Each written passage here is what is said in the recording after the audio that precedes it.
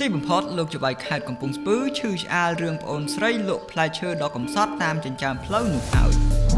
ប្រិយមិត្តប្រហែលជាមិនទាន់ភ្លេចនោះទេរឿងរ៉ាវកាលពីម្សិលមិញដោយមានបងប្អូនហាជនតាមបណ្ដាញ Facebook បានបង្ហោះរូបភាពប្អូនស្រីម្នាក់ជាមួយនឹងកញ្ច្រែងផ្លែឈើធ្លាក់បាត់តបាយពេញតាមផ្លូវដោយភ្ជាប់ជាមួយសំឡេងមួយទៀតថាមានការចោទប្រកាន់ចំពោះអ្នកសម្ដាប់ធ្នាប់ទីផ្សារកំពង់ស្ពឺទាត់អីវ៉ាន់ក្មេងស្រីបន្តិចបន្តួចចោលអស់គ្មានសល់សូមភាគីខាងផ្សារជួយបកស្រាយជូនហាជនផងដែលរឿងរ៉ាវមួយនេះបានកើតឡើងកាលពីថ្ងៃទី19ខែឧសភាឆ្នាំ2021កន្លងទៅមកដល់ពេលនេះថ្ងៃទី20ខែឧសភាឆ្នាំ